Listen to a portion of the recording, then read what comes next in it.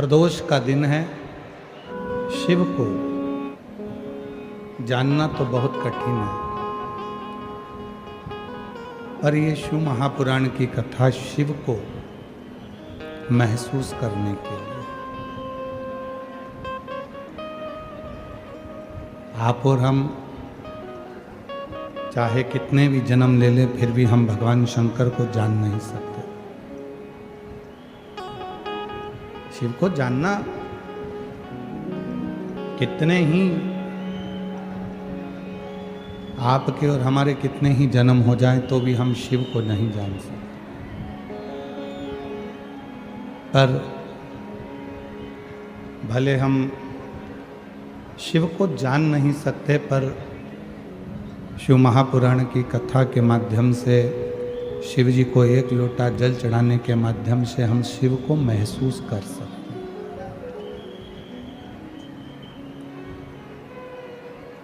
शंकर की कृपा क्या है, शिव की दया क्या है, शिव की करुणा क्या है। आवाज बढ़ाओ उधर की। शिव करुणा सागर, शिव दया सागर, शिव कृपा सागर। कृपा कैसे करते? भगवान शंकर की जो भक्ति है, भगवान शंकर का जो स्मरण है, भगवान शंकर का जो भजन है, भगवान शंकर की जो शिव महापुराण की कथा है, ये गंगा की धार की तरह।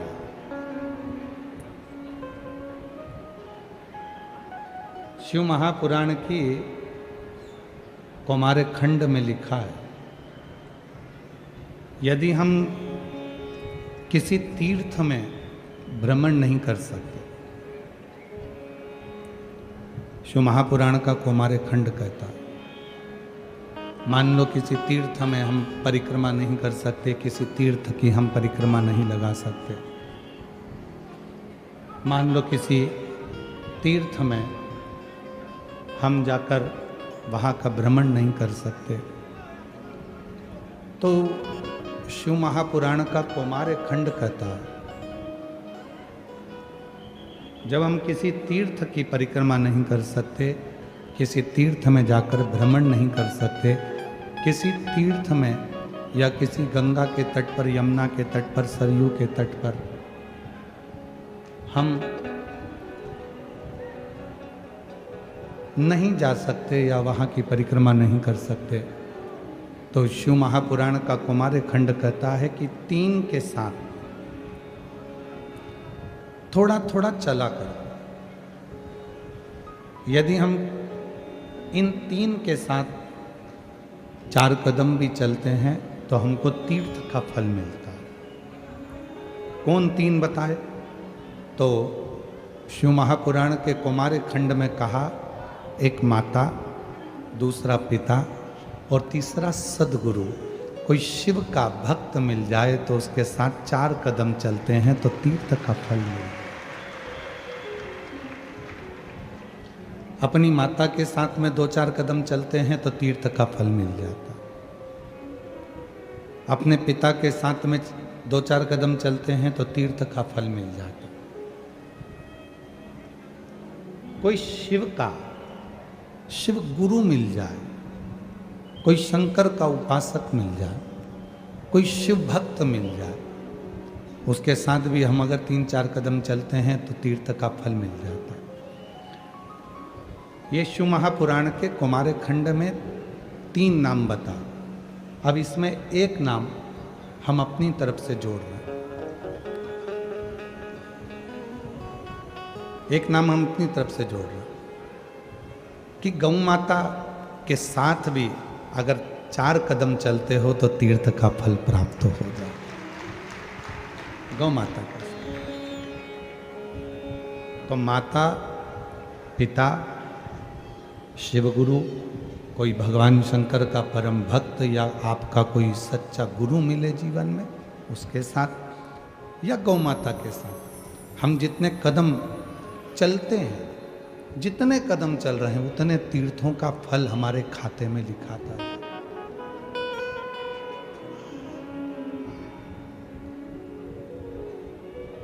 और मैंने तेरे ही भरोसे बाबा,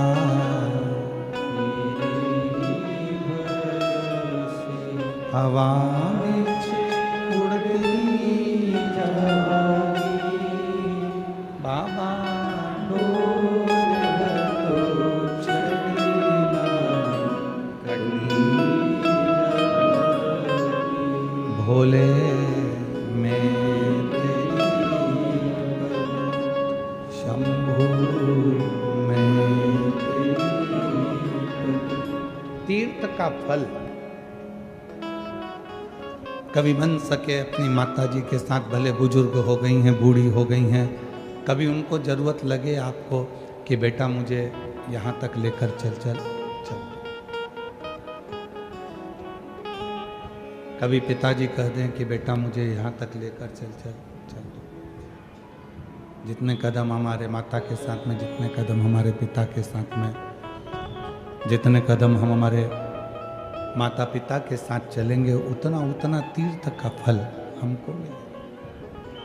और कभी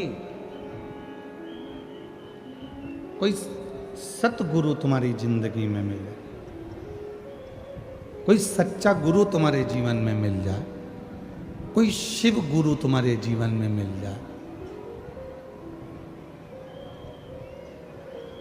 शिव गुरु का मतलब क्या होता है?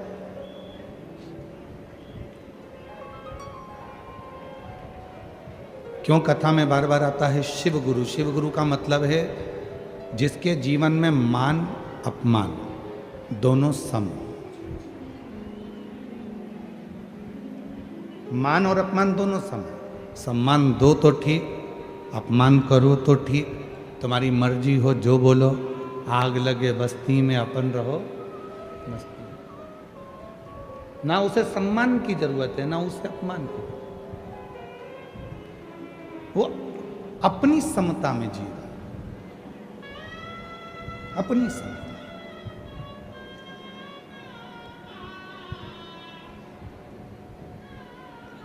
दुनिया के लोग मोबाइल की स्क्रीन को बार बार साफ करते हैं। आपके पास भी मोबाइल है,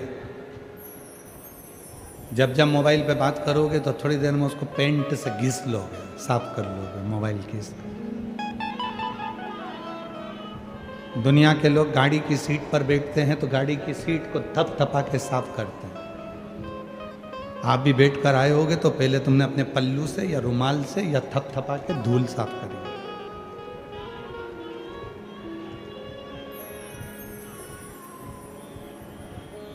ये जितने कैमरे वाले हैं फोटो खींच रहे हैं या आप अपने मोबाइल से फोटो खींचते हो तो पहले उसका कैमरा धीरे से एक बार हाथ फेर कर या रुमाल फेर कर साफ करते हो।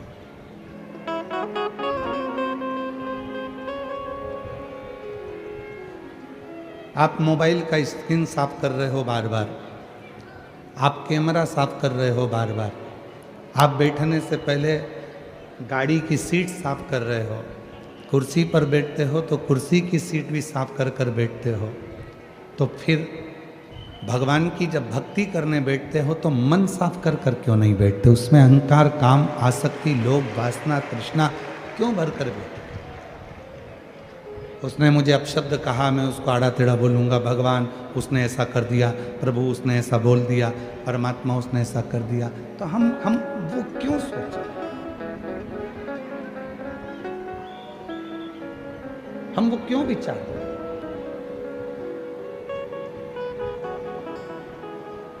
शिव गुरु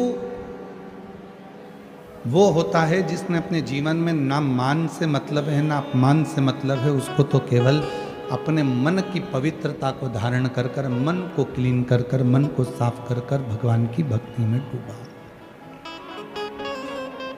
और यहाँ भुसावल की इस पवित्र कथा में माँ ताप्ती के तट पर जितने भी शिव भक्त इस पवित्र कथा को इन पंडाल में बैठकर 42 डिग्री टेम्परेचर, 43 डिग्री टेम्परेचर में धूप में बैठकर जो कथा सुन रहे हैं, आप किसी शिव गुरु से कम नहीं हो, आप भी गुरु हो और शिव गुरु, आप भी शिव गुरु हो। आपके अंदर भी मान और अपमान का मतलब नहीं है। बैठने की जगह मिल गई, कहाँ बैठे? कोई ने पूछा क्यों तू कथा में गई थी तो कहाँ बैठी थी? मैंने तुझे देखा था बिल्कुल पीछे बैठी थी, तेरी तो इतनी पहचान है, तू आगे जाके क्यों नहीं बैठी? उसने कहा कथा तो सुनना है ना भोलेनाथ जी की, सियोर वाला गुरु जी को सुनने गई थी, मैं तो शिव पुराण सुनकर आ गई, अब मुझे आगे से मतलब ना पीछे से मतलब ये शिव गुरु का भाव आ गया, उसमें शिव गुरु तत्व।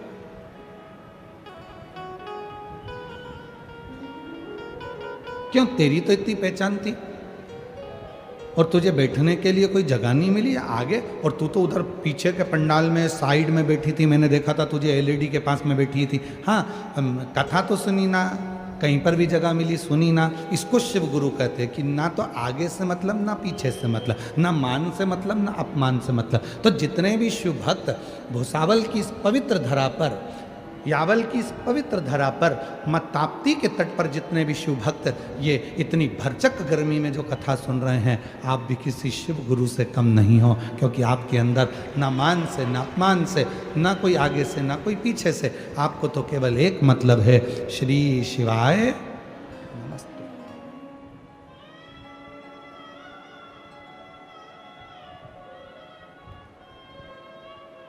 आपको किसी से मतलब नहीं, आपको केवल एक मतलब है, श्री शिवाय नमस्तुभ्यं, श्री शिवाय नमस्तुभ्यं, श्री शिवाय नमस्तुभ्यं, श्री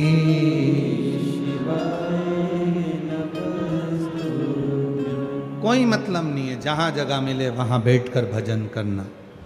शिव मंदिर में जा रहे हो, कोई कह रहा है कि बताओ शंकर जी के मंदिर में वो अपनी जगह संभाल कर बैठ जाती है, वो पसर कर बैठ जाती है, वो अपनी जगह इकट्ठा करके बैठ जाती है, तुमको जगह नहीं देती, लोटा भर जल चढ़ाने नहीं देता। कोई बात नहीं, वो चढ़ा रही है ना, एक ही बात, जब वो उठ जाएगी मैं चढ़ा। शिव गुरु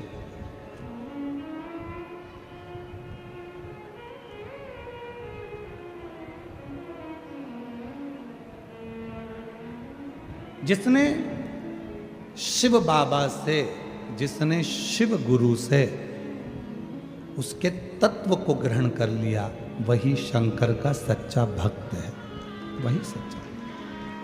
और जो ग्रहण ही नहीं करा,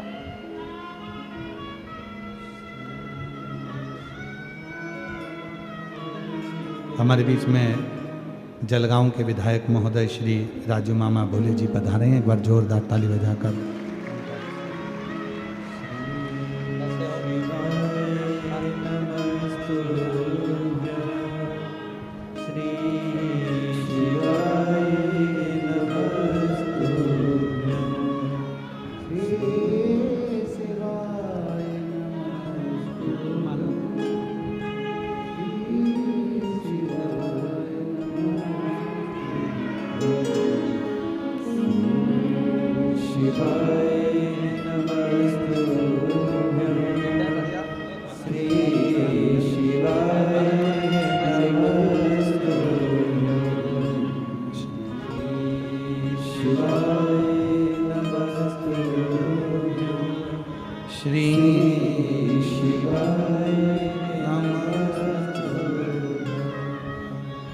शिव गुरु से हमको कुछ सीखना, शिव गुरु से हमको कुछ ग्रहण करना, और वो शिव बाबा, वो शिव गुरु हमको क्या सिखा सकते हैं? हमको यही सिखाते,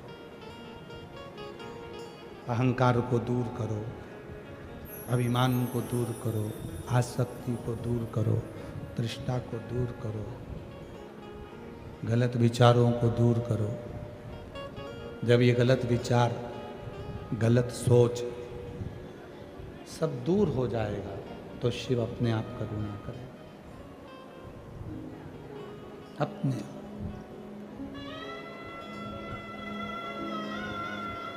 ये संत, ये साधु, ये सन्यासी, ये तपस्वी, साधक, उपासक क्या सिखाते हैं? एक ही चीज कहते हैं, अपने मन को क्लीन कर।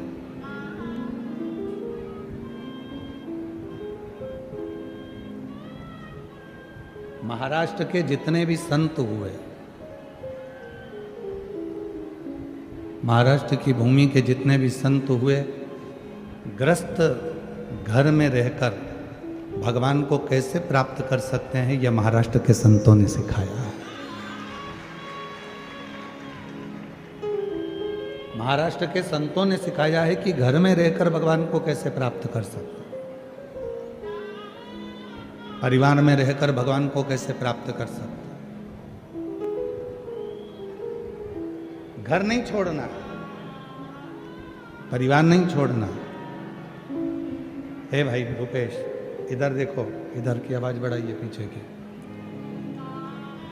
घर परिवार कुटुंब कबीला नहीं छोड़ना, सबके साथ में रहकर सबके साथ में रहो और भगवान की अविरल भक्ति को धारण करो, सबके साथ। कभी कभी लोग कहते हैं, क्यों गुरुजी तुमने नया मंत्र निकाल दिया, श्री शिवाय नमस्तुभ्यं। हम उन बहन भाई से कहते हैं कि हमने इस मंत्र को नहीं निकाला, ये शिव महापुराण में विद्येश्वर संहिता में छुपा हुआ मंत्र था, जिसको मेरे भोले बाबा ने प्रकट कर दिया है, इसको हमने नहीं निकाला। आज का जो जमाना है, इस कलिकाल में ओटीपी का जमाना है। बैंक में अगर खाता खुलाना है तो एक ओटीपी आएगा, पैसे निकालना है तो एक ओटीपी आएगा, रजिस्ट्री कराना है जमीन की तो ओटीपी आएगा, कोई टैक्स का काम करना है तो ओटीपी आएगा, कोई टैक्स का काम करना है तो ओटीपी आएगा, कोई दूसरा कोई काम करना है तो ओटीपी आएगा। ये आज का जो जमाना है वो ओटीपी का जमाना है, ओटीपी।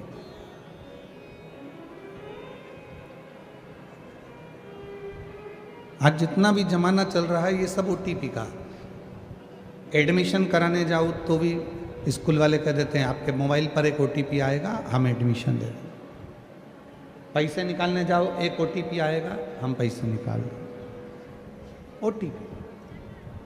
तो जैसे कलिकाल में, कलयुग में ओटीपी आया है और उस ओटीपी से तुम्हारा एडमिशन हो रहा है, उस ओटीपी से तुम्हारा पैसा जमा हो रहा है, उस ओटीपी से तुम्हारा पैसा जमा हो रहा है, उस ओटीपी से तुम्हारा खाता खुल रहा है, उस ओटीपी से सब कुछ तुम्हें प्राप्त हो रहा है। उसी तरह ये श्री शिवाय नमस्तुभ्यम ये मंत्र नहीं है, ये शंकर जी का ओटीपी है, जिससे आप शिव के हो। शंकर ये वो मंत्र, ये वो साधना। ओम नमः शिवाय बोलिए, ब्रह्मांड के रचयिता भगवान शिव को नमस्कार है। नमः शिवाय बोलिए, शिव जी को नमस्कार है, प्रणाम। श्री शिवाय नमस्तुभ्यम बोलिए, शिव को नमस्कार, प्रणाम। ये वो ओटीपी है।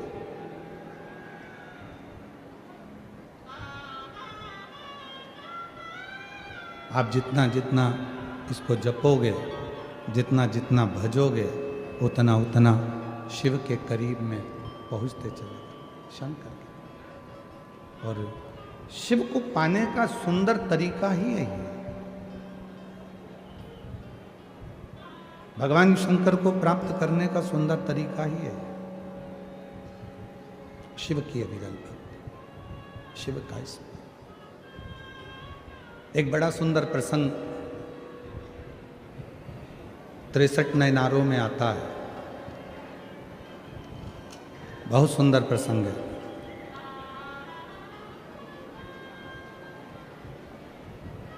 शिव जी के जो 63 भक्त हुए हैं, भगवान शंकर के जो 63 नयनार हुए हैं, 63 जो भक्त हुए हैं शिव जी के, उस 63 नयनारों में एक नयनार का वर्णन आता है अपर का।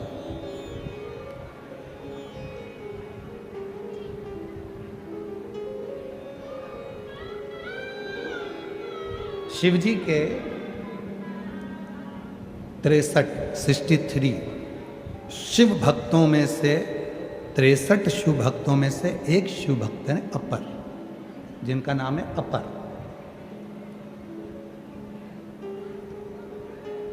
तमिलनाडु प्रदेश के रहने वाले हैं और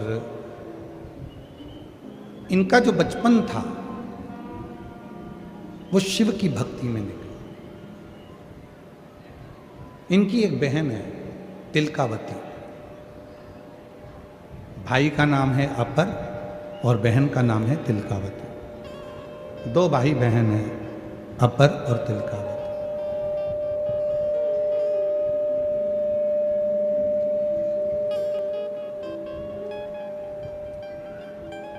बाल्यावस्था पूरी संघर्ष में निकली अपर की। थोड़ा ध्यान देना इस कथा पर। 63 नयनारों में से एक नयनार, 63 शिव भक्तों में से एक शिव भक्त अपर की कथा है। अपर बचपन पूरा संघर्ष से निकला, पूरा संघर्ष। जैसे सोने को तपाएंगे तब उसमें निखार आएगा। सोना जितना तपता है उतना उसमें निखार आता है, उतना।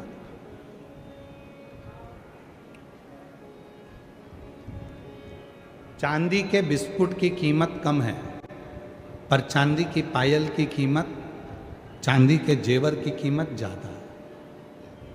सोने के बिस्कुट की कीमत कम है और सोने के जेवर की कीमत ज्यादा। आप सोने वाले के पास जाकर झगड़ा करोगे, क्यों साहब सोना तो ये भाव चल रहा है और तुम उसका जेवर इतना महंगा दे रहे हो। चांदी तो ये भाव चल रही है और चांदी का जेवर, हमने चांदी की पायल बनवाई, चांदी की बिछुड़ी बनवाई, तुमने इतनी महंगी दी। हमने चांदी का कड़ा बनवाया, तुमने इतना महंगा दिया। बिस्कुट की कीमत कम है, जेवर की कीमत ज्यादा। और ये आप भी जानते हो। तुम्हारे लड़के की शादी करो और लड़के की शादी में हमारे उधर का एक नियम है कि बहू के चढ़ावे में जेवर दिया जाता है। इधर का नहीं मालूम हमको, भूसावल का इधर देते हैं क्या? अरे जम के तो बोलो। बहू को देते हो पाटली, हार, मंगलसूत्र और ये सब जेवर जो है देना पड़ता है। इधर है ऐसा? हो क्या? ठीक है, मतलब तुम भी अपने ही वाले हो, ठीक है। मतलब यहां पर भी बहू को जेवर दिया जाता है। अब तुम सोचो कि मेरे को बहू को जेवर की जगह एक काम करती हूं, 2 तोले का हार बनवाऊंगी, 1 तोले की चूड़ी बनवाऊंगी, 1 तोले के कान के बनवाऊंगी, ठीक है। 4 तोला सोना हो गया। तो तुमने विचार करा एक काम करती हूं, 4 तोले का एक बिस्कुट ले लेती हूं और बहू को चढ़ा देती हूं। बिस्कुट लिया 4 तोले का और तुमने बहू को दे दिया, अच्छा लगेगा?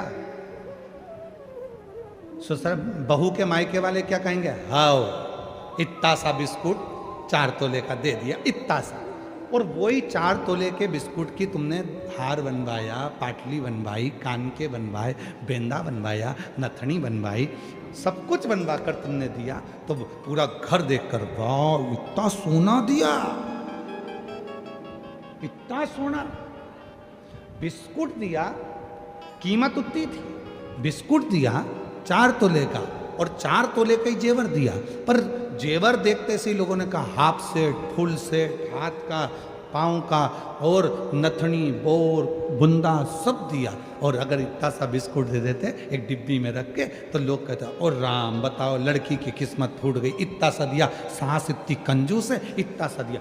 वो भी 4 तोला ये भी 4 तोला, बस अंतर इतना है, वो 4 तोला दिख नहीं रहा और ये 4 तोला दिख रहा है। बिस्कुट की कीमत कम है, जेवर की कीमत ज़्यादा है। क्यों है? क्योंकि वो जेवर को घड़ने में, बनाने में समय लगता है, उसको फैलाने में समय लगता है। उसी तरह एक साधारण व्यक्ति की कीमत कम होती है और एक शिव भक्त की कीमत ज़्यादा होती है। उसकी कीमत वो समझ नहीं पा रहा, उसकी कीमत वो जब समझेगा जब अंत समय प्रभु आना पड़ेगा और वचन दिया तो निभाना पड़ेगा। उसकी कीमत वो जब समझेगा जब अंत समय में एक साधारण व्यक्ति भी पलंग पर पड़ा होगा और एक शंकर का भक्त भी जब पलंग पर पड़ा होगा, वो साधारण व्यक्ति पलंग पर पड़ा हुआ अंतिम सांसें गिन रहा होगा और शिव का भक्त अंतिम समय में भी शिव को याद कर रहा होगा, तो शंकर नंदी पर आएंगे और उसके आनंद में उसको दर्शन देकर उसको स्वस्थ कर कर जाएंगे। ये सुख है। 2 मक्खी, और दोनों मक्खी तुमने देखी है। ऐसा नहीं है कि भुसावल वालों ने मक्खी नहीं देखी। एक मक्खी तुम जहां बैठे हो वहां भी घूम रही होगी भिन भिन भिन करके वो मक्खी, और एक मक्खी मधुमक्खी। मक्खी दोनों है, दोनों की एक ही जाति है, दोनों एक ही प्रजाति के हैं। वो भी मक्खी, ये भी मक्खी। मधुमक्खी उड़कर आती है, फूल ढूंढती है। मधुमक्खी फूल का रस ढूंढ रही है और एक ये साधारण मक्खी गंदगी ढूंढ रही है। साधारण मक्खी अच्छी जगह पर नहीं बैठ रही है। तुम्हारे पांव में कहीं चोट लगी है तो वहीं आके बैठेगी।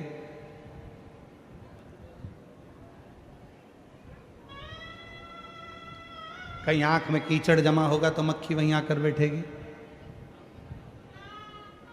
और ज्यादा नहीं बोलूं,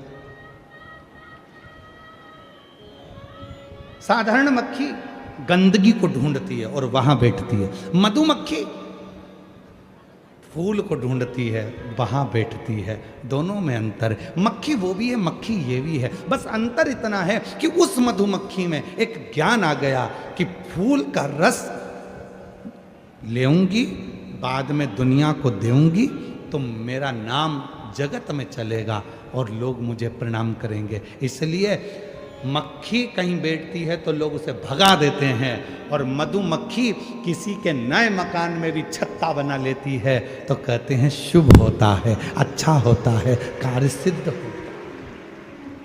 मक्खी वो भी है, मक्खी है। दोनों में अंतर।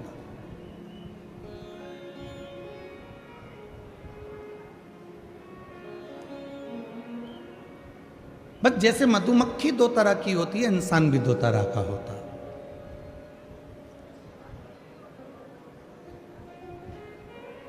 एक मक्खी की तरह होता है, दारू की दुकान पे मिलेगा।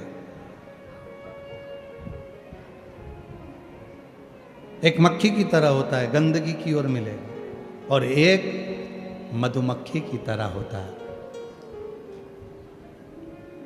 जब भी मिलेगा शिव के मंदिर में, ताप्ती के तट पर, शिव महापुराण में, सत्संग में, कीर्तन में, भजन में, स्मरण में, उसे कोई मत, वो अपनी मस्ती में मस्त है, अपनी मस्ती।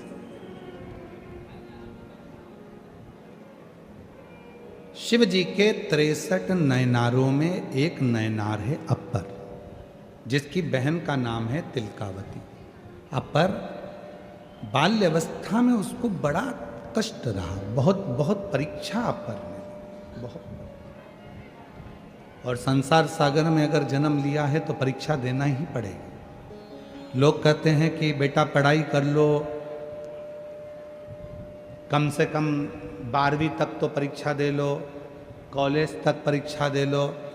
लोग भले कहते हो कि परीक्षा, जिस दिन माँ के गर्भ से तुम्हारा जन्म होता है उस दिन से मरते हो तब तक तुम्हारी परीक्षा होती है। रोज एग्जाम देना है, रोज रिजल्ट आएगा, रोज एग्जाम, रोज रिजल्ट। जन्म लिए उस दिन से परीक्षा चालू हो गई। आंख खोलते से, गोदी में लेते से बोले, कौन है? तेरे पप्पा। कौन है? आई। अभी तो पैदा ही हुआ है, परीक्षा ले रहे हैं। बोल कौन है? इतने में उसने एक लात दी खींच के, चुप। अभी तो पैदा ही हुआ हूं, परीक्षा चालू कर दी अभी से। यह कौन है? वो कौन है? दुनिया बड़ी विचित्र है। जिंदा हो तो कोई नहीं पूछेगा कि पापा कैसे हो, कि आई कैसे हो, कि मम्मी कैसे हो। और जैसे ही तुम्हारे प्राण निकल गए और तुम जमीन पे चद्दर ओढ़ के पड़े हो, रिश्तेदार आके, जी जी एक बार तो बोल दे, एक बार तो बोल दे, बेन बोल तो सरी। इतने में बहू बोल रही, मम्मी बोलो तो, बोलो तो। मम्मी ऊपर चढ़ी आसमान में बोल रही, बोलती थी तो बुरा लगता था, अब तो रात को आके बोलूंगी तो रुक रुक। अब मम्मी चली गई, आधी रात को पत्नी उठकर पति से बोल रही है, मुझे नींद नहीं आ रही है। क्यों? ऐसा लग रहा है मम्मी कहीं से देख रही है। बोल। जिंदा थे कोई नहीं बोलेगा कि तुम बोलो, जिंदा थे कोई नहीं पूछेगा तुम क्या हो, जिंदा थे कोई तुम्हारे पास में आकर नहीं बैठेगा बात करने के लिए, जिंदा थे कोई तुमसे बात करने की फुर्सत नहीं है, और मरने के बाद तुम्हें जगह जगह कर पूछेंगे, एक बार तो बोल दो पिताजी, एक बार तो बोल दो भैया, एक बार तो बोलो भाभी जी, कितना प्रेम करती थी भाभी जी, मुंह से तो बोलो भाभी, मुंह से तो बोलो। अब भाभी तो चढ़ी गई ऊपर, काय का बोले?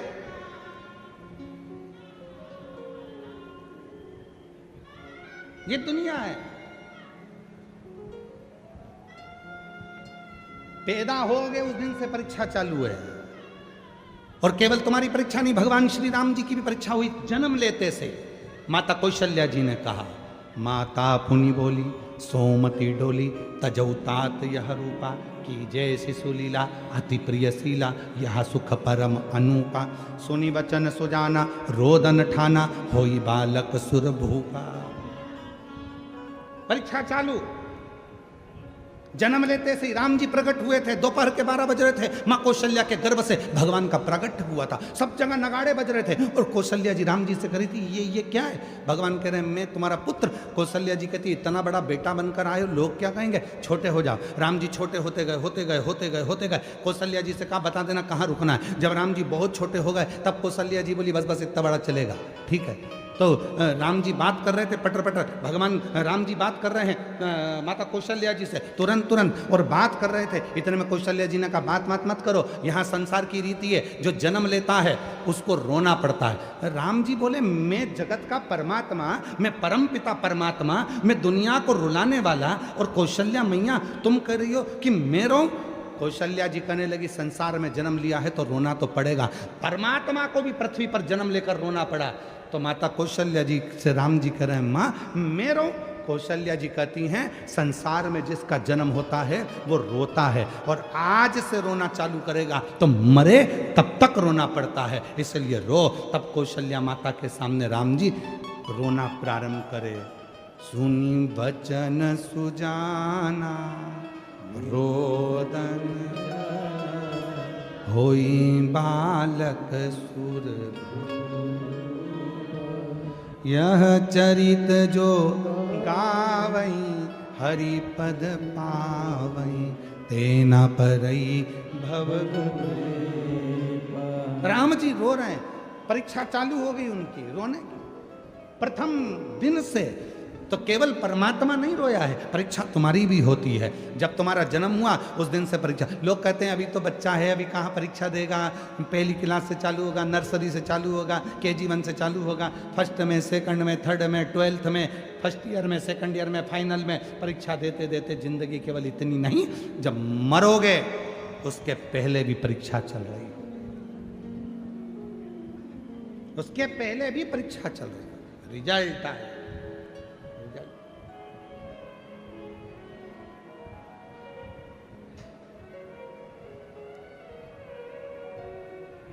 तीन तरह के रिजल्ट हैं।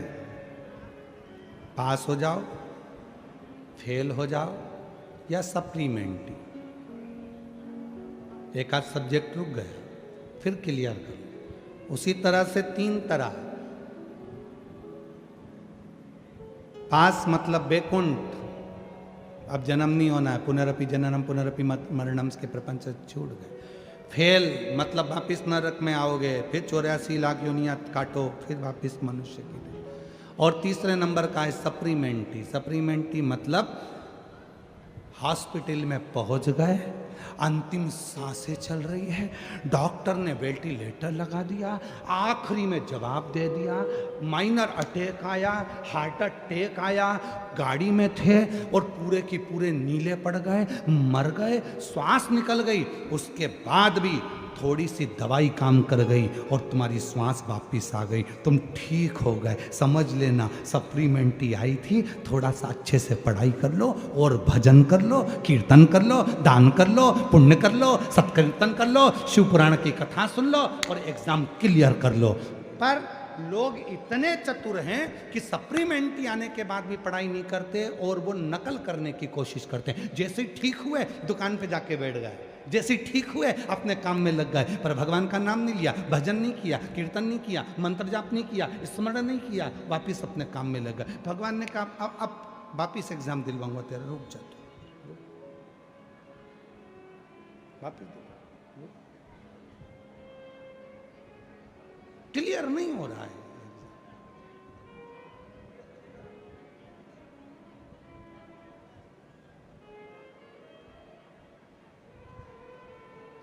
फिर वही संसार का चक्र, उसमें घूमना, फिर वो लाइन स्मरण,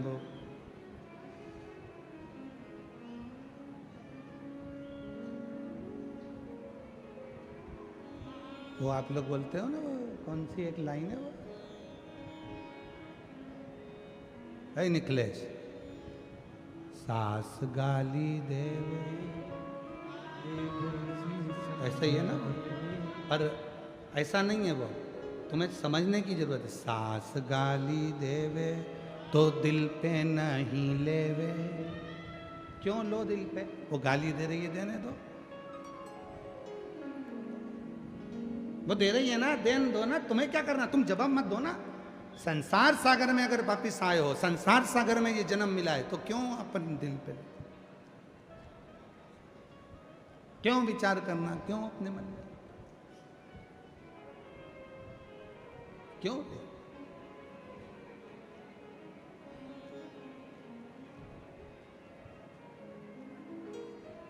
हम तो यहां तक कहेंगे, सास गाली देवे दिल पे नहीं लेवे, उम्र का है कसूर।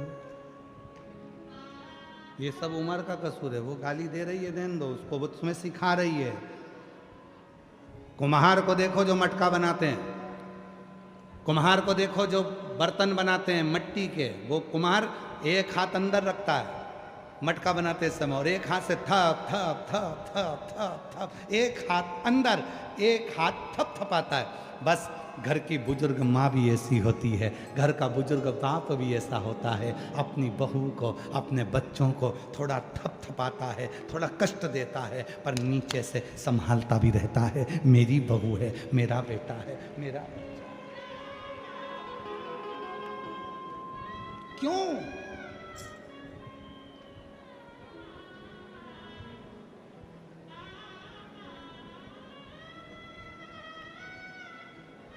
और महादेव नमन चरणों में स्वीकार कीजिए, सबका किया है मेरा भी उद्धार कीजिए, उद्धार कीजिए। हे त्रिपुंडधारी, हे त्रिशूलधारी, हे त्रिपुंडधारी, हे त्रिशूलधारी, चरणों में तेरे बाबा जी पावन हैं चारों धाम, चरणों में तेरे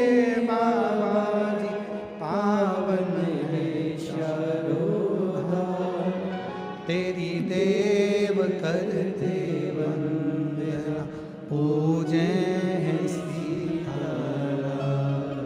तेरी देव करते वंदना, पूजे हैं सीताराम। हो जाए पूरी कामना, हो जाए पूरी कामना। उपकार कीजिए सबका किया है, मेरा भी उद्धार कीजिए, उद्धार कीजिए। हे त्रिशूलधारी, हे त्रिशूलधारी, हे त्रिशूलधारी, हे त्रिशूलधारी। उसने दिया है हमको, हम समझें। शिव के 63 नयनारों में 63 नयनारों में एक नयनार है अपर, और अपर की बहन है तिलकावती। अपर की बहन तिलकावती 63 नयनारों में से एक नयनार।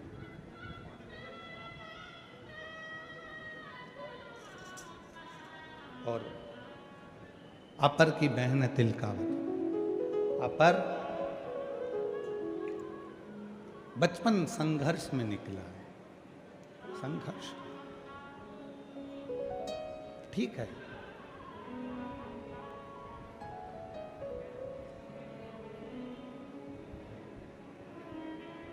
संघर्ष होना चाहिए।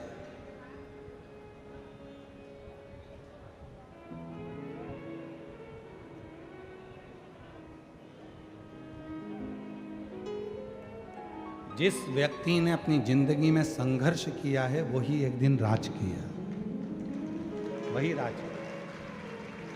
संघर्ष होना चाहिए।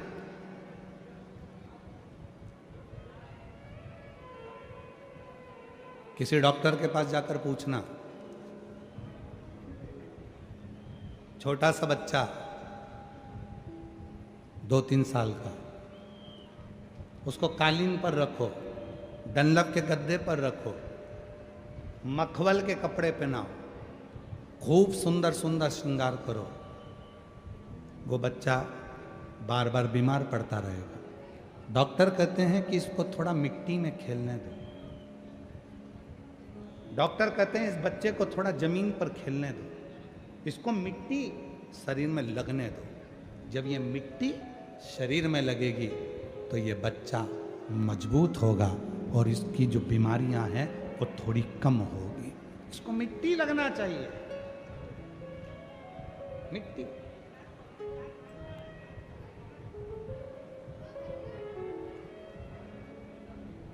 पर आज के ज़माने में अगर बच्चे को थोड़ी सी मिट्टी लग जाए, थोड़ा सा दादी ने काम बता दिया, थोड़ा सा कर दिया, जा बेटा जे सामान लिया, तो माँ का मुंह फूल जाता है। मेरे बेटे को ही बोलती हो काम के लिए, उसकी उम्र है इतनी सी, वो जाएगा सामान लेने के लिए, तुम्हारा नौकर लगा है क्या? वो बच्चे को दादी काम बता रही है, वो बार बार जाना आना करेगा, उसके स्वास्थ्य के लिए लाभदायक।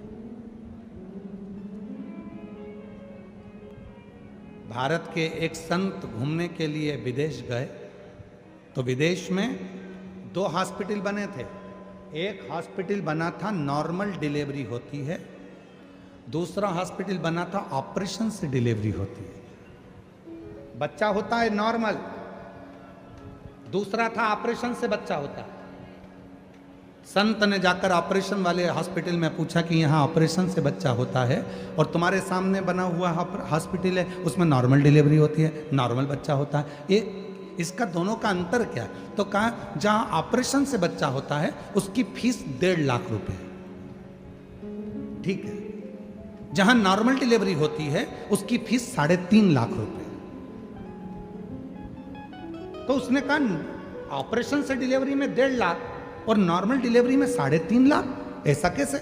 उसने अंदर गया तो सारी मशीनें देखी, ऑपरेशन से बच्चा होता है। अब नॉर्मल डिलीवरी होती है, वहाँ गया, वहाँ जाकर देखा तो एक छोटा सा कमरा दे दिया, कमरे के बाहर एक गार्डन दे दिया, गार्डन में थोड़े से आटा पीसने के लिए चक्की रख दी, थोड़ी सब्जियां दे दी बोने के लिए, और कह दिया इसमें हम लड़की को रखते हैं जिसका गर्भ रहता है, उसको कहते हैं सब्जी काटो, सब्जी बनाओ, अपने घर का पोछा लगाओ, झाड़ू लगाओ, बर्तन मांजो और चक्की चलाकर आटा पीसो, रोटी बनाओ और खुद बर्तन मांजो और खुद पानी भर कर लाओ। जब वो पानी भरने जाती है, जब वो चक्की पीसती है तो 3.5 लाख रुपए तुम नॉर्मल डिलीवरी का ले रहे हो और 1.5 लाख रुपए तुम ऑपरेशन का ले रहे हो।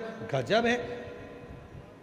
अब वहां जाकर देखा तो विदेश में जितने ऑपरेशन के लिए बच्चों की माताएं नहीं खड़ी थी, उससे ज़्यादा नॉर्मल डिलीवरी के लिए खड़ी थी। और वही की वही हमारे भारत में होता है, सास कह देती है बेटा थोड़ा काम कर लो डिलीवरी के टाइम, जापे के टाइम, तो बहू को लगता है कि मम्मी तो मुझसे काम करा रही है। इतने में गई डॉक्टर को दिखाने, डॉक्टर ने कह दिया बेड रेस्ट, पड़ी रहो, मोबाइल चलाती रहो।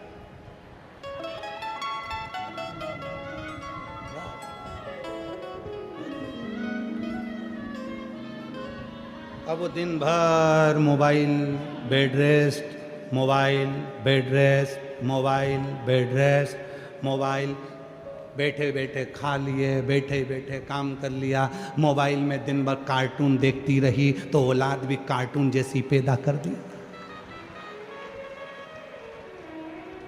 दिन भर मोबाइल में नाटक देखती रही, नाटक में कहीं की ना कहीं की 24 घंटे रोती मिले। तुम देखो कोई भी सीरियल निकाल के देखना, जितने अभी तक नाटक बने हों, चाहे किसी भी टीवी पर चलते हों, किसी भी टीवी का एक एक सीरियल पुराने से लेके आज तक का निकाल कर देख लो, सारे सीरियल में जब भी देखोगे 2-4 दिन खुशी दिखाते हैं, बाकी के समय रोते ही बताएं तुम, 24 घंटे रोते। तो वो दिन भर बेड रेस्ट में केवल नाटक देखती रही तो औलाद भी नौटंकी पैदा हुई। गोदी में ले तो चुप, जमीन पे सुलाओ तो पे करे।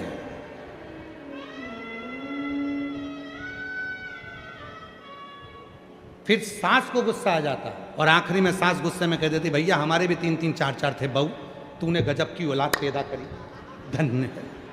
फिर सास को गुस्सा आ जाता, वो भी कह देती है गजब की पैदा करी तू, हमारे भी 3-4 थे, खिला देते, पिला देते, पटक देते, वो खेलते रहते और तू तो उनको गोदी में ले लेके मेरा चंदा है तू, मेरा सूरज है तू, ले गोदी में ले ले घूमती रह दिन भर 24 घंटा।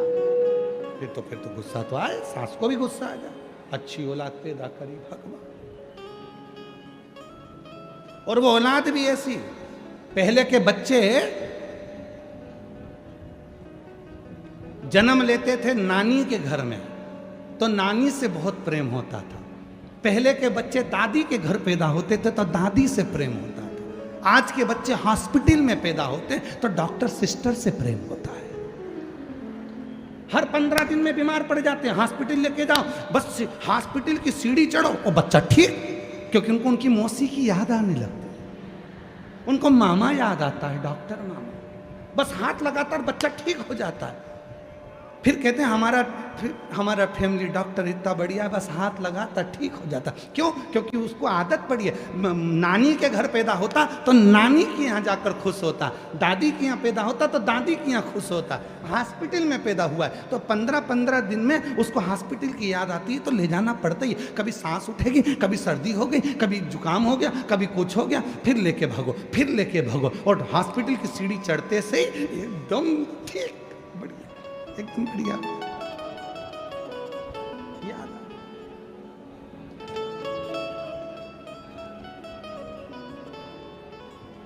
ये संसार। अरे भाई कष्ट आया है, लोग कहते हैं भगवान तुमने हमको इतनी समस्या दे दी, भगवान मुझे इतना दुख दे दिया, भगवान इतना दुख दे दिया। एक दिन शंकर जी आए, शंकर जी ने कहा रुक जा, तू हमेशा कहता है मेरी समस्या बहुत बड़ी है, मेरा दुख बहुत बड़ा है। शंकर जी ने कहा जितने भी आएंगे सब अपनी अपनी समस्या लिखो, ऐसे कुड़कुड़ा के पटक दो, और सबको लगता है कि मेरी समस्या बड़ी है, इसकी समस्या कम है, इसकी समस्या बड़ी है, इसकी समस्या कम है, तो सब अपनी अपनी समस्या लिख के पटको, और सब अपनी अपनी पटकने के बाद एक एक पर्ची उठा लो।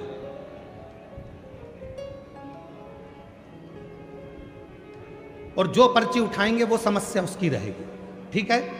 एक व्यक्ति रोज आता था, भगवान इतना दुखी हूँ, इतनी बड़ी समस्या मेरी रखती। भगवान ने कहा लगाओ पर्ची लाओ, पर्ची लाओ। सबने अपनी अपनी पर्ची लिखी, समस्या लिखी, डाल दी। अब भगवान ने कहा उठा लो, सबने पर्ची उठा ली। इतने में जो व्यक्ति कहता था भगवान तूने इतनी बड़ी समस्या दे दी, वो भगवान से कह रहा मुझे ये पर्ची नहीं चाहिए, वापिस रखो, वापिस पर्ची रखो। भगवान ने पूछा क्यों? मेरी समस्या छोटी थी, इसकी और बड़ी है, मेरे को नहीं चाहिए।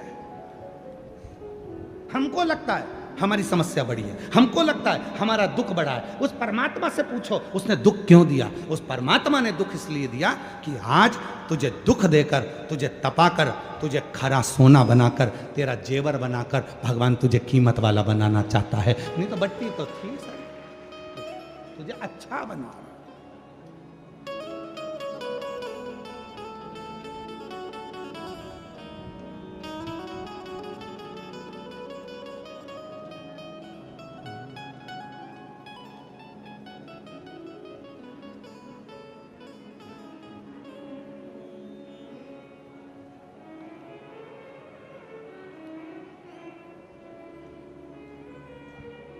फूलों की कलियों में, काशी की गलियों में, फूलों की कलियों में, काशी की गलियों में, तेरे बिना कुछ कहीं ना, तेरे बिना भी क्या जीना, तेरे बिना भी क्या जीना, ओ शंभु रे, तेरे बिना भी क्या जीना, ओ बाबा रे, तेरे बिना भी क्या जीना। फूलों की कलियों में, काशी की गलियों में, फूलों की कलियों में, काशी की गलियों में, तेरे बिना कुछ कहीं ना, तेरे बिना भी क्या जीना, तेरे बिना भी क्या जीना, ओ बाबा रे, तेरे बिना भी क्या जीना, ओ शंभु रे, तेरे बिना भी क्या जीना। शिव कथा कर रही है। अपर तिलकावती दोनों ने बाल्यावस्था से दुख देखा, दोनों ने बाल्यावस्था से दुख देखा, कष्ट देखा, तकलीफें देखी, इतना कष्ट, इतना दुख देखा उन्होंने अपनी जिंदगी में। वो दुखी दुख में, कष्ट ही कष्ट, परेशानी,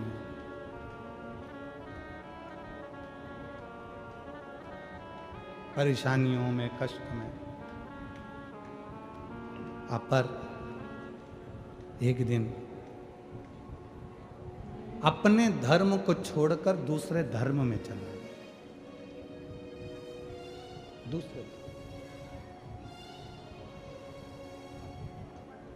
अपना धर्म छोड़ दिया,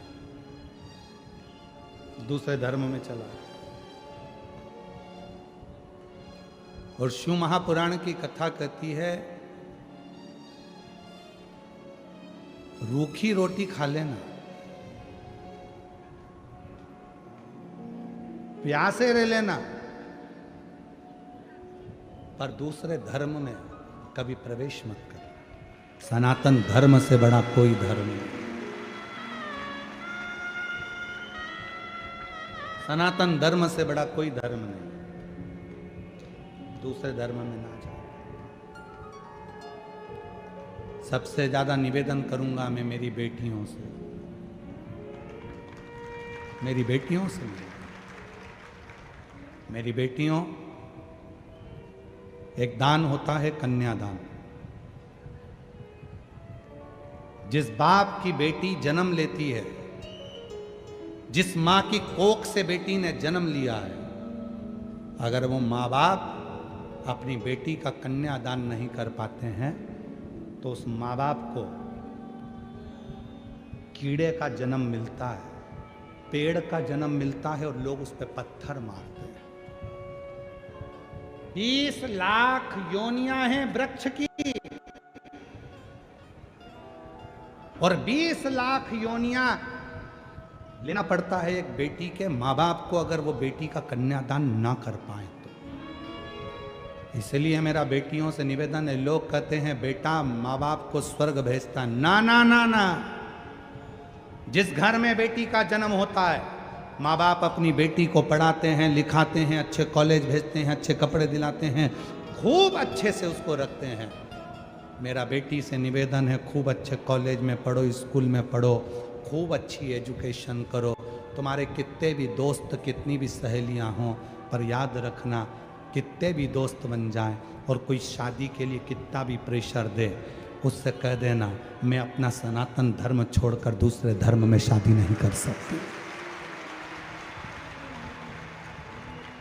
कह देना मैं अपना सनातन धर्म छोड़कर दूसरे धर्म में शादी नहीं करूंगी। मुझे मेरे माँ बाप से कन्यादान कराना है, मैं बेटी हूँ उसकी, उसने मुझे दूध पिलाया है, पाला है, मैं अपने दूध के कर्ज को भुला नहीं सकती। अपने माँ बाप से कन्यादान का मौका दो।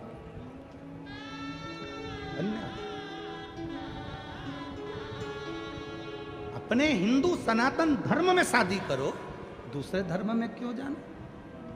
जरा सा मोटरसाइकिल लेकर आया, 10 रुपए की चाउमीन खिलाई, वो मोटरसाइकिल भी सुधरने के लिए आई थी दूसरे की, और उस मोटरसाइकिल पे तुम्हें एक्शन दिखाने आया और तुम उसको देखकर पिघल गई, और 10 रुपए की चाउमीन में 15 रुपए के गोलगप्पा में गोल हो गई। गजब। अरे मेरे महाराष्ट्र की बेटियों, तुम अहिल्याबाई के जमाने की बेटियां हो, तुम जीजाबाई के जमाने की बेटियां हो, तुम मुक्ताबाई के यहाँ की बेटियां हो। महाराष्ट्र की एक एक बेटी जीजाबाई है, महाराष्ट्र की एक एक बेटी अहिल्याबाई होलकर है, महाराष्ट्र की एक एक बेटी मुक्ताबाई है। कैसे पीछे हट जाए। छत्रपति वीर शिवाजी महाराज की कथा, छत्रपति संभाजी महाराज का चरित्र कहता है, छत्रपति संभाजी की धर्म पत्नी अपने पति के साथ कदम से कदम मिलाकर चलती थी और कहती थी, स्वामी चिंता मत करना, जब तुम्हारी तलवार हल्की पड़े, तुम्हारी ये पत्नी तलवार लेकर मैदान में कूद पड़ेगी। वो मराठाओं की पत्नी। आजकल की लड़कियां जरा सा बस हमें अपना सनातन धर्म बुरा लगने लगा, सनातन धर्म की बुराई करने लगे। थोड़े से पढ़ लिख गए तो तुम्हें शंकर का मंदिर बुरा लगने लगा, थोड़े से पढ़ लिख गए तो तुम्हें सनातन धर्म बुरा लगने लगा, थोड़े से पढ़ लिख गए तो तुम्हें मंदिर दिवालय बुरे लगने लगे, तुम थोड़े से पढ़ लिख गए तो तुम्हें ये सब ढोंग ढकोसला लगने लगा, क्योंकि तुम्हें दूसरा धर्म ठीक लग रहा है। ना ना, मैं सनातनी हूं, मेरे माँ बाप ने मुझे जन्म दिया है, कहीं नहीं जाऊंगी। दोस्ती किसी से भी हो, कितना भी बड़ा बेस्ट फ्रेंड हो, कितनी भी बढ़िया बेस्ट फ्रेंड मैं सहेलियां हो, नहीं, मैं अपना सनातन धर्म अपनाऊंगा। मेरी मांग में सिंदूर होना चाहिए, नाक में नथनी।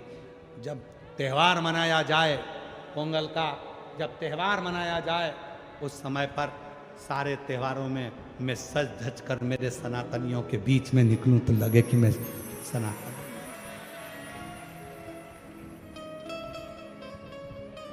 आगे कथा में आप सुनेंगे, अपर की कथा में बहन स्वयं तिलकावती ने, जब भाई अपर दूसरे धर्म में चला गया, अपर दूसरे धर्म में चला गया क्योंकि बहुत कष्ट झेल रहा था, तो दूसरे धर्म के लोगों ने कहा हमारे पास आ जाओ, हम तुमको खाना देंगे, हम तुमको ये देंगे, हम तुमको वो देंगे।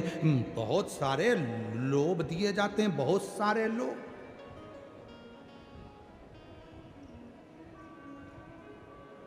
बहुत लोभ दिया जाता है।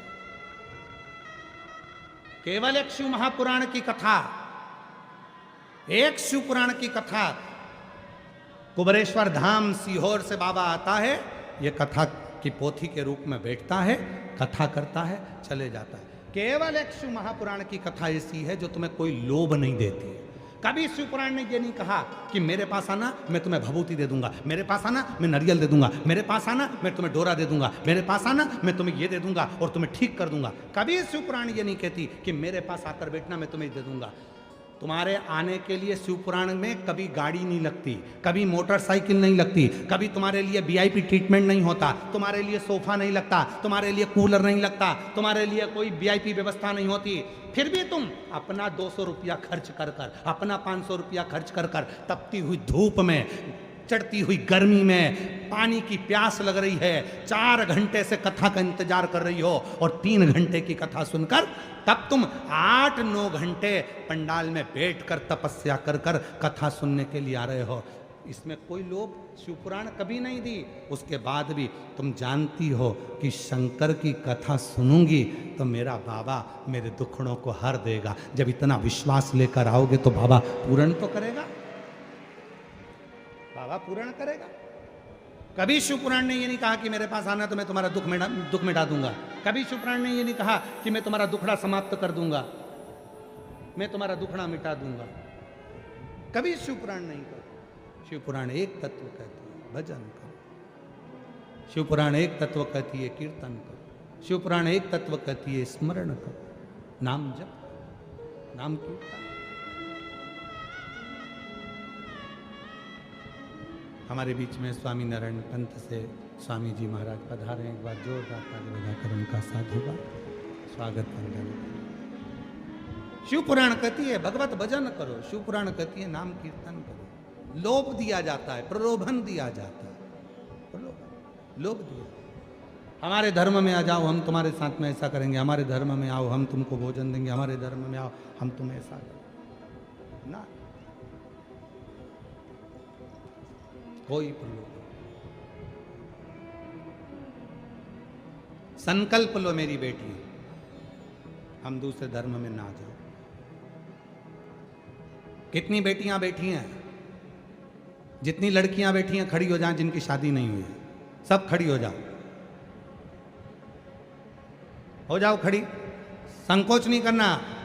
माहिल्याबाई होलकर के उस महाराष्ट्र की पवित्र धरा से हो तुम लोग, जीजाबाई की धरा से हो तुम लोग, छत्रपति संभाजी महाराज की धरा से हो आप लोग, खड़ी हो जाओ। जितनी बेटियां और दोनों हाथ उठाकर आज संकल्प ले लो कि शादी करूंगी तो अपने मां बाप की मर्जी से सनातन धर्म में करूंगी। उठाओ हाथ, दोनों हाथ उठाकर बोलो हर हर। बैठ जाओ, प्रणाम आपके चरणों में, नमन है मेरी तरफ से, आपके मामा की तरफ से और आपके भाई की तरफ से आपको प्रणाम करता हूं, नमन करता हूं।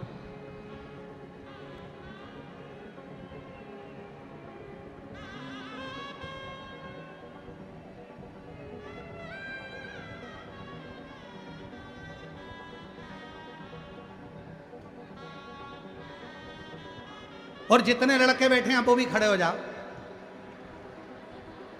खड़े हो जरा, जितने मुलगा लोग, हाँ बैठ जाओ, खड़े हो जाओ, है ना।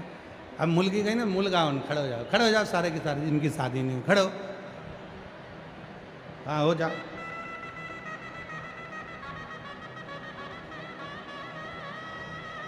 तुम भी संकल्प लो,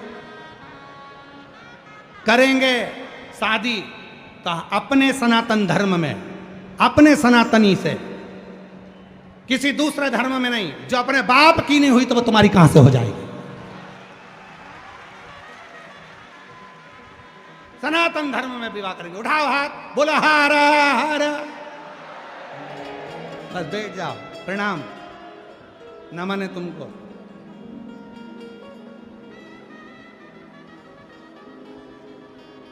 ओ भोला सब दुख काटो, शिव शंकर जपो तेरी माला,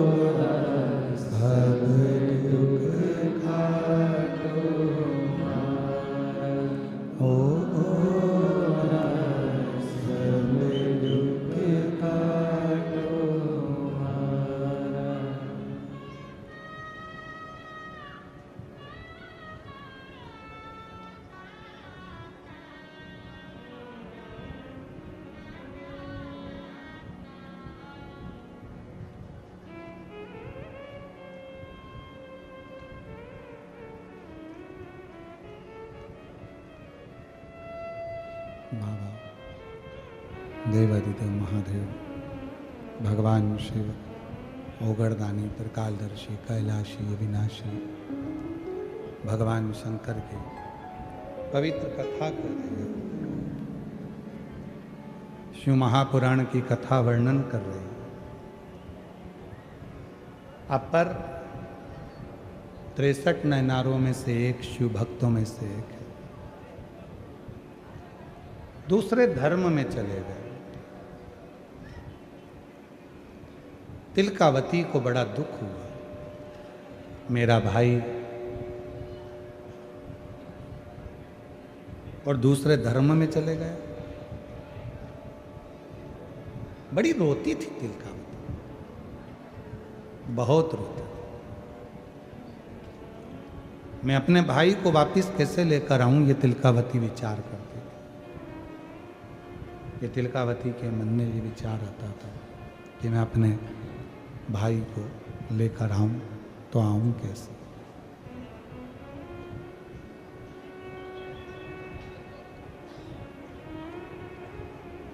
जल चढ़ाने के लिए जब भी शिव जी के मंदिर जाती थी तिलकावती, शिव जी से प्रार्थना करती थी।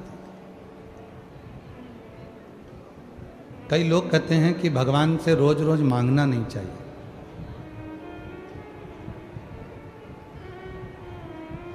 सबके अपने अपने विचार हैं। कई लोग कहते हैं कि भगवान से रोज मत मांगो, कोई कहता है भगवान से मत मांगा करो, भगवान को तो दिया जाता है, उनसे मांगा नहीं जाता। पर शिव महापुराण की कथा कह रही है किसी दूसरे से नहीं मांग रहे, अपने बाप से मांग रहे। तो बाप से मांगने में संकोच नहीं होना चाहिए।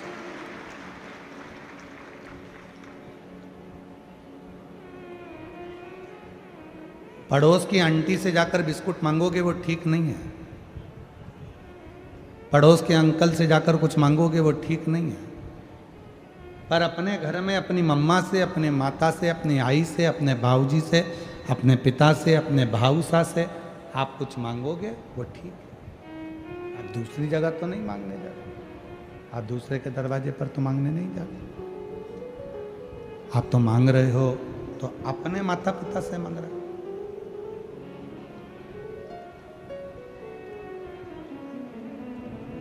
किसी दूसरे से मांगने के लिए भले मत मांगो। और हम तो आपसे भी कहते हैं, अपने दुखड़े, अपने मन की बात जब रोज शिव जी के मंदिर में जल चढ़ाने जाओ तो रोज अपने बाबा से अपने दिल की बात करा करो।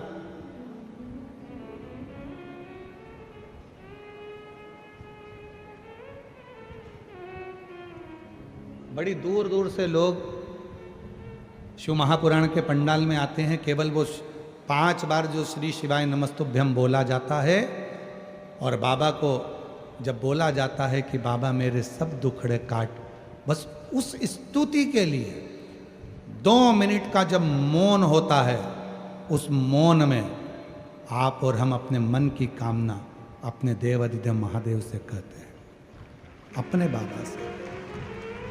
वो जो 2 मिनट का मौन जो होता है, उस 2 मिनट के मौन में वो बाप से बात करी जाती है। अपने हृदय के दुखड़े, अपने हृदय की तकलीफें, अपने हृदय का कष्ट शिव को कहा जाता है, अपने बाप से कहा जाता है। वो 2 मिनट का मौन, 2 मिनट की साधना, 2 मिनट का जो मौन होता है, उससे हम हमारे शिव से अपने मन की बात करते हैं।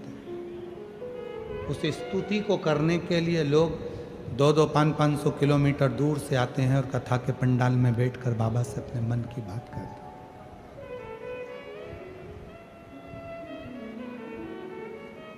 बाबा को अपने मन का भाव कहते हैं।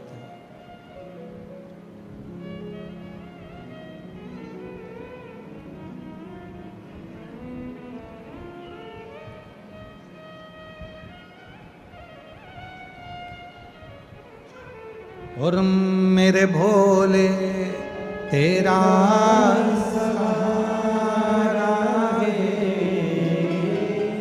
मेरे भोले तेरा सहारा है, मेरी नैया तू किनारा है, मेरी नैया का तू किनारा है।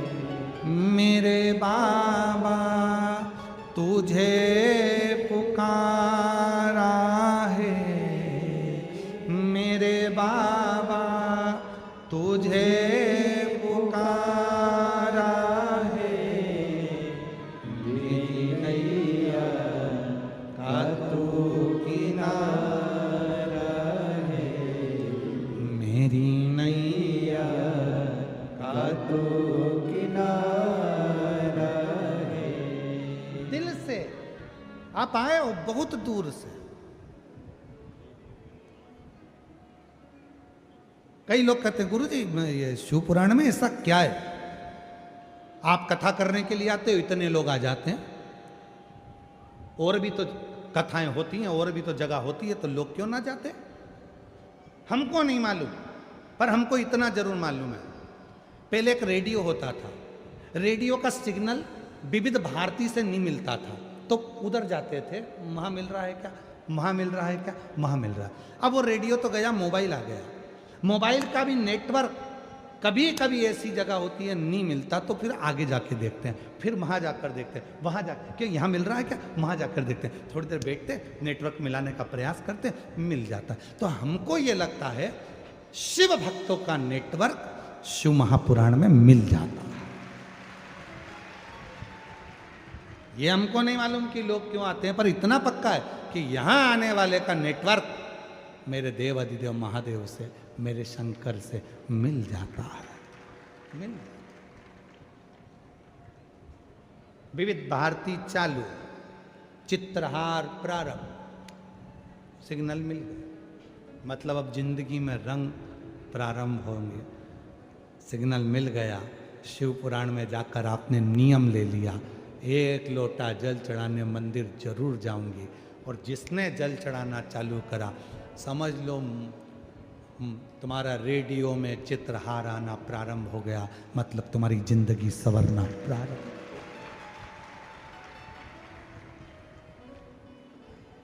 और रेडियो में एक बात जरूर है, आपकी पसंद के गाने नहीं आएंगे, वो जो चलाएगा वो आएगा। पेन ड्राइव में और रेडियो में अंतर है, पेन ड्राइव आप भरवाओगे वही गाने आएंगे, पर रेडियो में जो उसने कह दिया उसकी मर्जी होगी वही चलाएगा। उसी तरह परमात्मा के पास भी रेडियो है, कितना दुख देना है, कितना सुख देना है, किसको क्या देना है, किसको क्या प्रदान करना है, ये उसी को मालूम। वो बाकी के उसके अंदाजे में रहता है, वो ये नहीं सोचता कि किसको मुझे क्या प्रदान करना, किसको मुझे क्या, उसको मालूम है।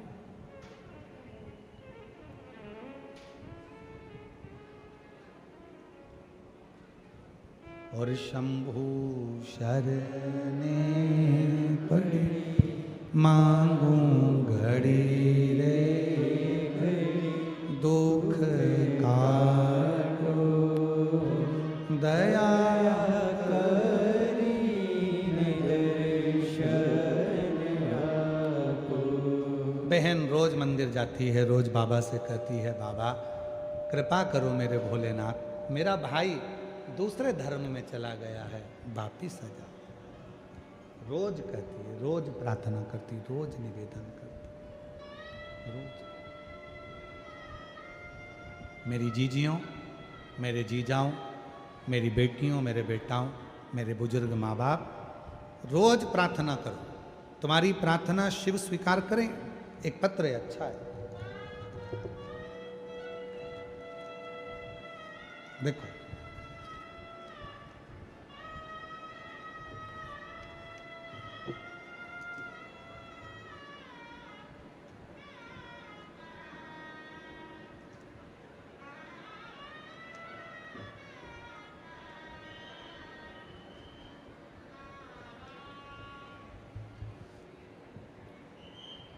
मैं कविता देवेंद्र कुमार, साके गांव, तहसील भुसावल की रहने वाली हूँ। मेरा मोबाइल नंबर ये है, कहीं बैठी हो तो आ सकते हैं। मैं कविता देवेंद्र कुमार, साके गांव, तहसील भुसावल की रहने वाली हूँ। गुरुजी, मेरे बेटे को जन्म से नाभि पर एक तिल जितनी मात्रा में एक सोराइसिस जैसी बीमारी दिखाई देती। कुछ महीनों में वह बीमारी उसके पूरे शरीर पर फैल गई। गुरुजी, हमने बहुत सारा उपाय किया, डॉक्टरों को भी दिखाया। डॉक्टरों ने दवाई देकर कहा कुछ दिनों में यह ठीक हो जाएगा, लेकिन जब दवाई खत्म हो जाए तो वह फिर से पूरे शरीर में फैल जाती थी। उसके शरीर पर बड़े बड़े घाव हो जाते, जिससे खाल निकलती और खून निकलता था। मैं रोज मंदिर में जाती, शिव जी को खूब सेवा करती। मेरे बेटे को भी शिव जी के मंदिर भेजती। सीहोर गए, वहाँ से रुद्राक्ष को लाए, तांबे के लोटे में गलाकर वह जल शिव जी को चढ़ाकर अपने शरीर पर लगाना प्रारंभ करा। और आज बाबा को मैं धन्यवाद देने के लिए आई हूँ। मेरे बेटे का पूरा शरीर अच्छा हो गया, अब उसे वो बीमारी नहीं रही है। एक पत्र और है।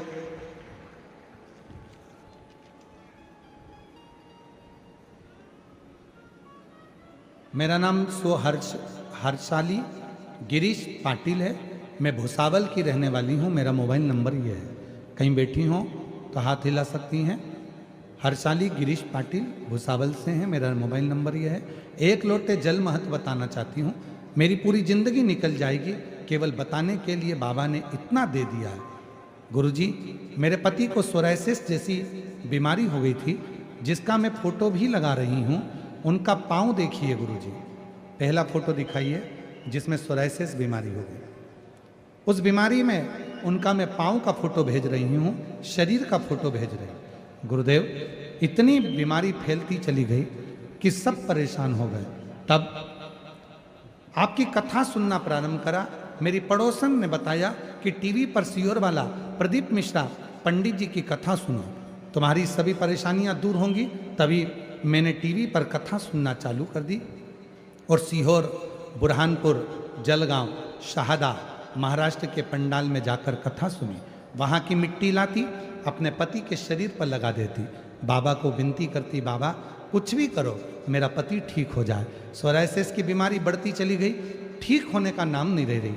बाबा ने क्या पता आपके कथा के पंडाल की मिट्टी में ऐसा ना जाने क्या है। गुरुदेव, वो मिट्टी मैंने सीहोर से, बुरहानपुर से, जलगांव से, शहादा से, कथा से लाकर लगाई।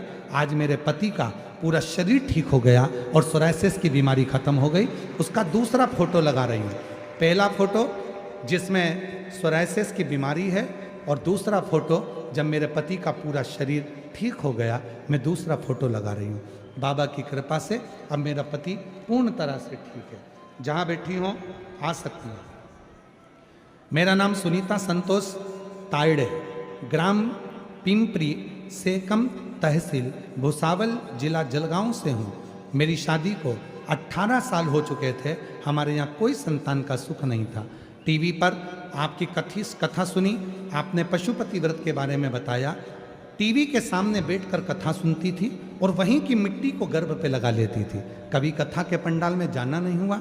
सीहोर पहुंची, कंकर शंकर की पूजन करी और वहां से कंकर लेकर आ गई। सफेद आंकड़े की जड़ का प्रयोग करा। 10/10/2025 को 18 साल के बाद मेरे घर में संतान ने जन्म लिया। 18 साल के बाद। गुरुदेव, मैं लक्ष्मी जितेंद्र माली पुणे से हूँ, महाराष्ट्र के पुणे से निवास करती हूँ। मेरी शादी को 10 साल हो गए थे। 10 साल से मेरे यहाँ संतान नहीं थी। बाबा से प्रार्थना करी और आपकी कथा टीवी पर सुनना प्रारंभ करी। फरवरी 2023 में बाबा से विनय कर कर गई थी पंडाल में और बाबा की कृपा से 21 जून 2024 को 10 साल के बाद मेरे घर में संतान ने जन्म लिया है। गुरुदेव, मेरा नाम महाराष्ट्र बुल्डाना, नाम पढ़ के बताओ जरा। खारमी गांव, कोलगांव। शुभांगी मोहेकर। गुरुजी, 14 साल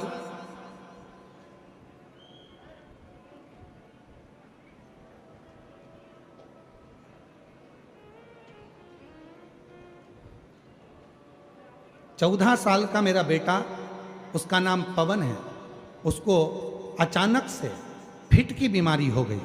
उसको अचानक फिट आ जाते थे, चक्कर खाकर नीचे गिर जाता था। फिट की बीमारी उसको 14 साल का बेटा है उसको चालू हो गई। डॉक्टर को दिखाया, डॉक्टर के हिसाब से ये बीमारी लंबी तक टिकती है, डॉक्टर ने बोला। तब किसी बहन जी के कहने पर मैंने टीवी पर कथा सुनना प्रारंभ करा। सीहोर गए, वहाँ से रुद्राक्ष लिया और रुद्राक्ष लाकर अपने बेटे को शिव जी को जल चढ़ाकर देना चालू करा। आज मेरे बेटे को फिट की बीमारी नहीं है, अब मेरा बेटे को चक्कर नहीं आते, फिट की बीमारी समाप्त हो गई। मैं बाबा को यहाँ प्रणाम करने के लिए आई हूँ।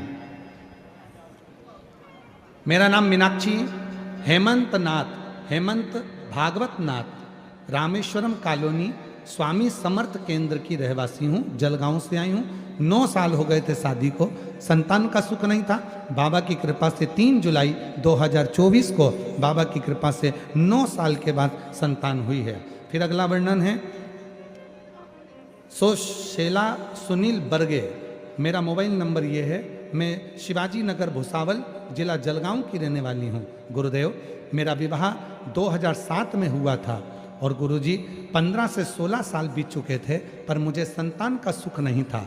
किसी के कहने पर टीवी पर कथा सुनना प्रारंभ करा और आपके द्वारा बताए गए उपाय, 1 लोटा जल सारी समस्या का हल, रोज भगवान भोलेनाथ को जल चढ़ाती और बाबा की कृपा से, बाबा की करुणा से मुझे 17 साल के बाद 12/4/2024 को जुड़मा 2 पुत्रों ने जन्म लिया। मैं बाबा को यहाँ प्रणाम करने के लिए आई हूँ।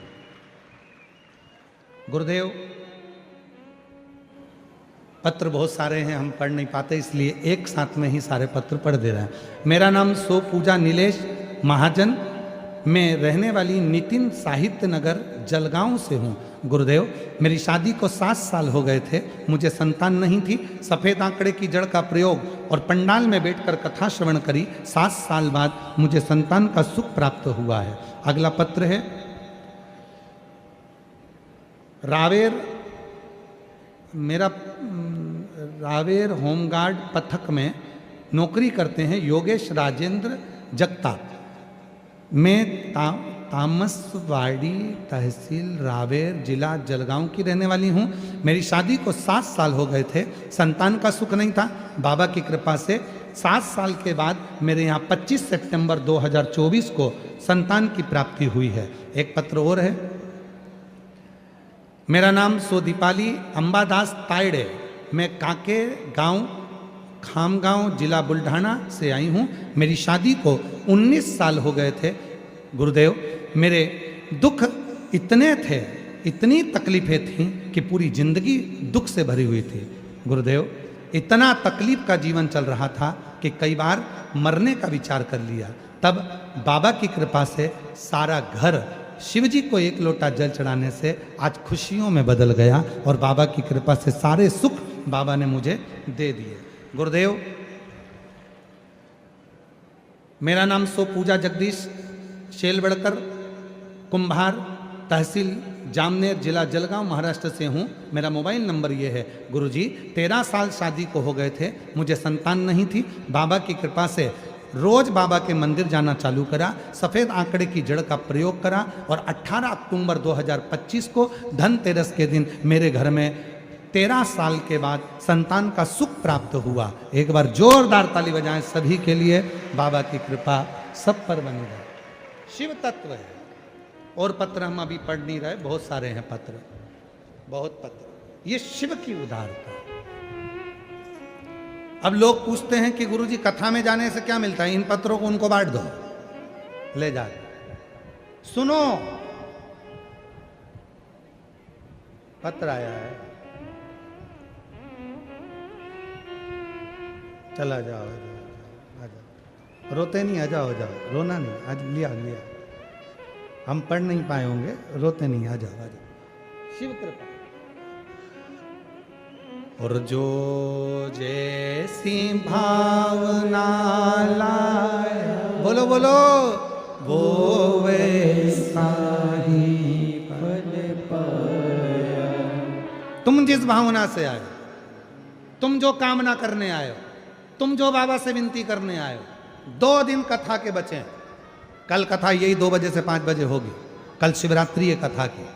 और सबसे बड़ी खुशी की बात तो यह है कि परसों जिस दिन कथा विराम हो रही है, सुबह 8 बजे से 11 बजे तक कथा रहेगी और उस दिन सोमवार की प्रदोष है। ये खुशी की बात है। कल बाबा की शिवरात्रि कथा की और परसों सोम प्रदोष के दिन बाबा की कथा का विराम होगा। सोम प्रदोष तो जो जैसी भावना लाया वो ऐसा ही फल पाया, नहीं खाली उसे लौटाया वो मन ही मन हर्षाया, और कर दिया माला